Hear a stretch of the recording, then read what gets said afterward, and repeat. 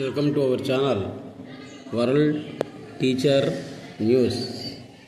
ఈరోజు ఎవ్వడికి కూడా piece of mind, మనశ్శాంతి అనేటువంటిది లేనే లేదు. యూట్యూబర్స్ కొంతమంది ఉన్నారు పాపం. రాత్రి చాలామంది పాపం ఫోన్ చేశారు నాకు, యూట్యూబ్ పెట్టుకున్న వాళ్ళు. వ్యూస్ రావట్లేదో, సబ్స్క్రైబర్స్ రావట్లేదో అని ఒకటే గోల. వాళ్ళకు కూడా మనశ్శాంతి లేదు. వాళ్ళు ఏదో పాపం పెట్టుకొని చెప్తున్నారు కానీ మనశ్శాంతి అనేది లేదు. అందుకే ఈ జిల్లెళ్ళమూడి అమ్మవారు అంటుంది, నానా దేన్ని కూడా ఆశించి చెయ్యొద్దు. జాగ్రత్తగా గుర్తుపెట్టుకుని, ముఖ్యంగా యూట్యూబర్స్, యూట్యూబ్ ఛానల్ పెట్టుకున్నటువంటి వాళ్ళు, నాకు యూట్యూబ్ వాడు డబ్బులు రావాలి అనుకున్నట్లయితే అవి రావు. బంగారం మీద ఆశ లేనటువంటి వాడికే బంగారం దొరుకుతుంది. చూడండి, ఎంత మంచి మాట చెప్పింది ఆమె. నీ పని నువ్వు చేస్తూ ఉండు. ఒకడు కాలవల్లో పాపం పూడికెళ్ళి తీస్తూ ఉన్నాడు, వాడి బంగారం దొరుకుతుందనా? వాడి పని వాడు చేస్తూ ఉన్నాడు. వాడికి ఉండి ఉండి ఉండి ఉండి ఒక 15 కమ్మలు దొరికి, ఆడవాళ్ళు పెట్టుకున్నటువంటి కమ్మలు. ఇంకంతే. ఇంకా ఆ పని చేయంగా చేయంగా చేయంగా చేయంగా వాడి కోటీశ్వరుడు అయ్యాడు. అందుకే యూట్యూబర్స్ అందరికి కూడా నేను వివరించేది ఏంటంటే, ఆ యూట్యూబ్ వాడు డబ్బుల కోసమని చేయొద్దు. ఆ విధంగా చేస్తే మీరు చేయలేరు, మధ్యలో ఆపుతారు. మీరు చేసేటువంటి మంచి పని అనుకున్నప్పుడు 10 మంది మీ వీడియోలను చూసి ప్రభావితులై మంచిగా మారాలి. వాడు మారకపోయినా పర్వాలే, మీ పని మీరు చేయాలి. ఆ విధంగా ఉంటే నీకు మనశ్శాంతి, వాళ్ళకు మనశ్శాంతి. మన వీడియోలన్నీ కూడా పీస్ ఆఫ్ మైండ్, మనశ్శాంతిని కలిగించేవే అనడంలో సందేహమే లేదు. అవధూతల గురించి, ఇటువంటి దైవశక్తి కలిగినటువంటి అమ్మవార్లను గురించి, సద్గురు సుబ్రహ్మణ్యం గారిని గురించి, రమణ మహర్షి, స్వామి వివేకానంద, రామకృష్ణ పరమహంస, శారదామాత, ఇలాంటి వాళ్ళని గురించే మన వీడియోలలో ఉండేది.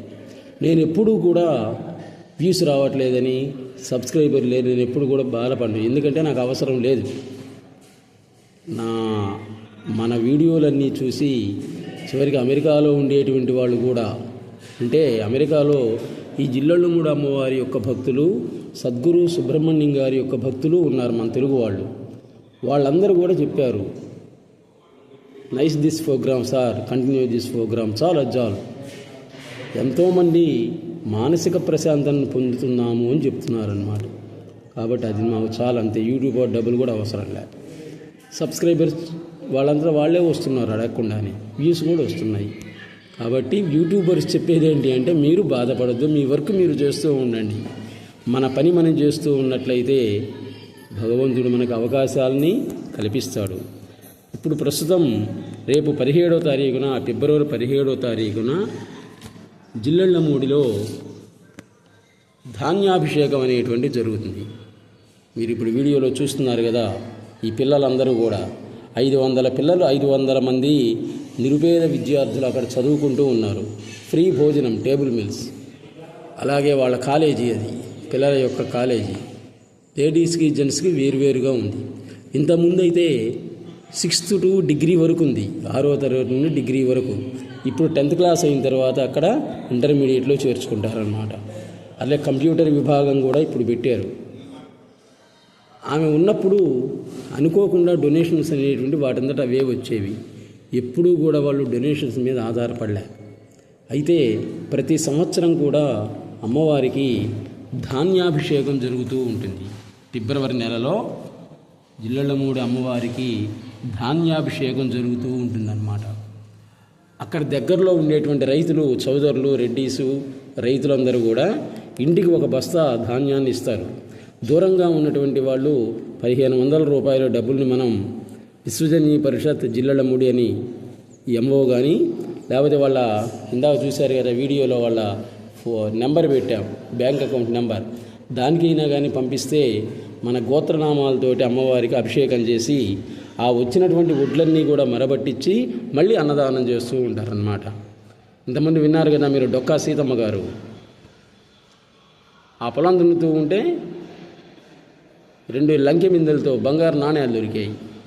అదే వీళ్ళే మనమైతే ఏం చేస్తాము, మనం వాడుకుంటాం. ఎకరాల పొలం కొని మనం వాడుకుంటాం. కానీ మహాతల్లి ఆమె ఏం చేసింది, మళ్ళీ అందరికీ అన్నం పెట్టింది. అదే ఇక్కడ కూడా పరిస్థితి. అటు అందరూ కూడా నా బిడ్డలే అంటుంది ఈమె. దుష్టుడు అనేటువంటి వాడు లేడు. అందరూ మంచి వాళ్ళని గౌరవిస్తే ఇంకా దుష్టులు ఎవరు గౌరవించాలి అంటుందన్నమాట. కాబట్టి జిల్లెళ్ళమూడి మహాపుణ్యక్షేత్రం. జిల్లెళ్ళమూడి వెళ్ళి మీరు ఒక ముద్ద అన్నం తింటే చాలు, మీకున్నటువంటి రోగాలన్నీ పోతాయి, దాంట్లో డౌటే లేదు.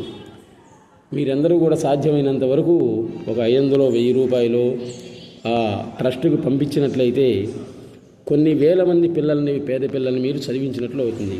కొన్ని లక్షల మందికి మీరు అన్నదానం చేసినట్లు అవుతుందన్నమాట. కాబట్టి తల్లి అంటే ఎవరు